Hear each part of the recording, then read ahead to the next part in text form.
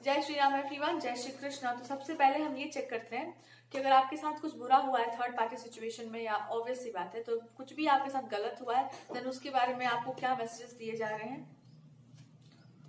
Water sign related कुछ ऐसा event चल रहा होगा आपकी लाइफ में जहां पर यू वांटेड समथिंग, आपने कुछ मैनिफेस्ट किया या फिर आपने कुछ चाहा बट इट नेवर हैपेंड।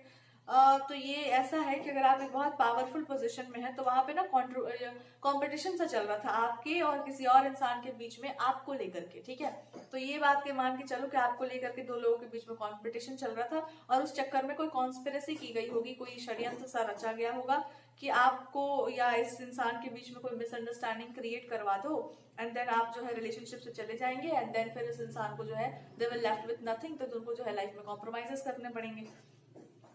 और इट्स लाइक सिंपली कि वो रिलेशनशिप अगर टूट जाता है then it will be better, क्योंकि आपका ध्यान फिर किसी और पर्सन पर भी जा सकता है। ओवरऑल आपको यही बताना चाह रही थी देवी भी, और आपको गाइडेंस भी दे रही थी। देखो बेटा, यही कहानी है, पूरा का पूरा कहानी यही है। अब आगे और क्या आपके लिए मैसेजेस दिए जा रहे हैं।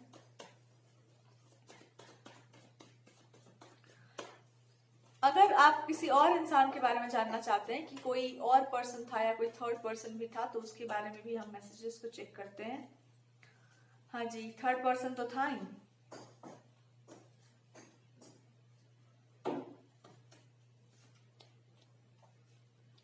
किसी को आपके इंडिपेंडेंस से बहुत जेलसी है, और कोई इंसान ऐसा है जो आपको इंडिपेंडेंट नहीं देखना चाहता है, and they are actually trying to trap you in some way. In some ways this person is actually telling you to do, force करना आपको कुछ ऐसा करने के लिए जो आप नहीं करना चाहते हैं, बिकॉज अगर आप वो करेंगे तो आप हमेशा इस पर्सन के ट्रैप में रहेंगे, और अगर आप वो नहीं करेंगे and you will do something else, तो देयर इज अ चांस कि आपको जो है कोई और इंसान अप्रोच कर ले बिकॉज ऑफ योर गुडनेस और वट एवर इट इज।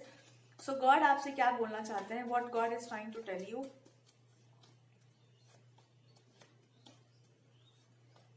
भगवान आपसे कहना चाहते हैं कि आप ट्रैप होने वाला काम क्यों कर रहे हैं। You have to be very clear about life कि आपको लाइफ में क्या करना है, कैसे कैसे चीजों को आगे लेकर जाना है, एंड आप क्या मानते हैं, क्या आप विश्वास करते हैं, कैसे लाइफ को आप जीना चाहते हैं। पहले तो यहाँ पर यही क्लियर हो जाए। ये जो फ्लक्चुएशन आपकी लाइफ में चल रहा है ना, कभी हाँ कभी ना, कभी ये कभी वो, तो आप ये मान के चल लो कि पहले आप मतलब आप चाहते क्या है अपने आप से, और उससे भी पहले आप इंसान कैसे हैं, किस टाइप की पर्सनालिटी आप हैं, उसी के अकॉर्डिंगली कुछ चीजों को अरेंज आपके सामने किया जाएगा।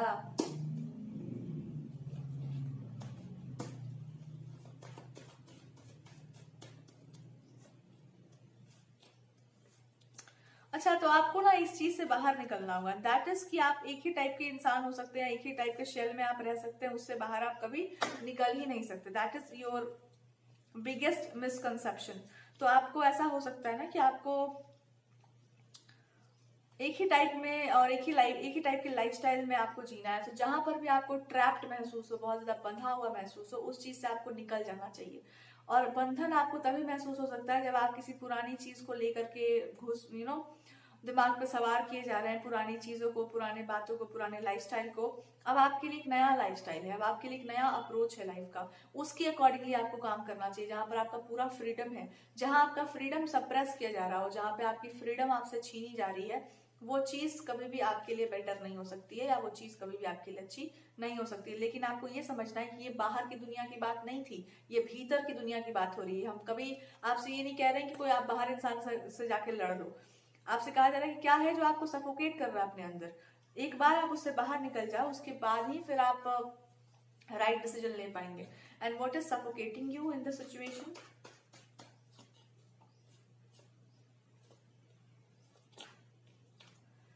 जो सफोकेट कर रहा है सिचुएशन में आपको, वही आपकी लाइफ का सबसे बड़ा, कहते हैं ना, कांटा वहीं लगा हुआ है। जैसे पैर में कांटा चुभ जाता है, तो वैसे ही कांटा वहीं लगा है। और कांटा कहाँ लगा हुआ है, कांटा है आपके पास लाइफ टाइम्स का, कि आप यही हो सकते हो, कुछ और नहीं हो सकते हो। और अगर आप ये बनना चाहोगे तो बहुत सारे ट्रबल्स आ जाएंगे, पता नहीं क्या क्या हो जाएगा। So it is coming from your past life time. तो मे बी आपको यही समझना होगा इस समय कि जितना इंसान, देखो, आप जैसे ही नॉर्मल से हो जाएंगे, बिल्कुल जेंटल, बिल्कुल ही सौम्य, साधारण सा जो अप्रोच आप ले लेंगे लाइफ का, सरल अप्रोच जिसको हम कहते हैं, जब आप उस सरलता में आएंगे तो ही आप एक राइट डिसीजन ले पाएंगे। और सरलता, जैसे मान लो कि हमको कोई काम पसंद है और हम उस काम को कर रहे हैं, बात खत्म। अब हमको डर लग रहा है, हम उस डर से ओवरकम करेंगे। हम अगर उस डर से भागते हैं और उसको भागने के लिए, उससे बचने के लिए कुछ और करना चाहेंगे, कुछ और बनना चाहेंगे, तो ही वो प्रॉब्लमैटिक होगा। तो देखिए कि आपका जो भी एक सरल सा साधारण सा जो भी आपका नेचर है उसके अकॉर्डिंगली आप नहीं है, तो फिर आपको उस पर वर्क करना चाहिए।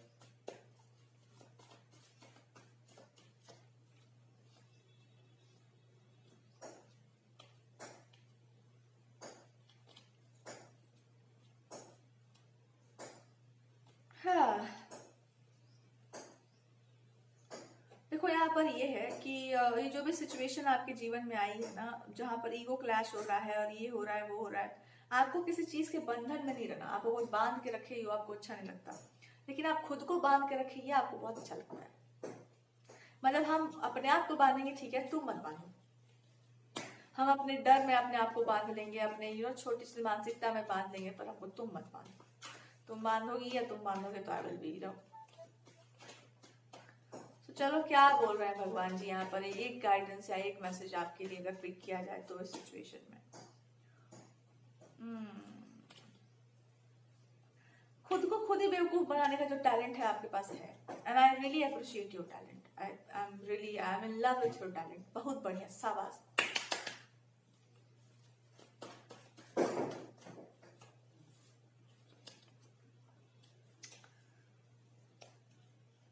अरे यार, एक लड़की थी, उसको एक टाइम पे राम जी बहुत पसंद आए, फिर उसको कृष्ण भगवान पसंद आए, फिर उसको शंकर जी भी पसंद आ गए। वाह, कितने अच्छे भगवान है, सारे सारे भगवान कितने अच्छे हैं।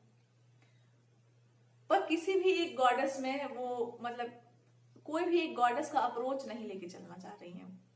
Like I can be a goddess, but हम किसी एक का अप्रोच लेकर नहीं चलेंगे, क्योंकि अगर आपको शिव जी चाहिए तो आपको शक्ति की तरह एक्ट करना चाहिए, अगर आपको राम जी चाहिए तो you have to behave like Sita ji.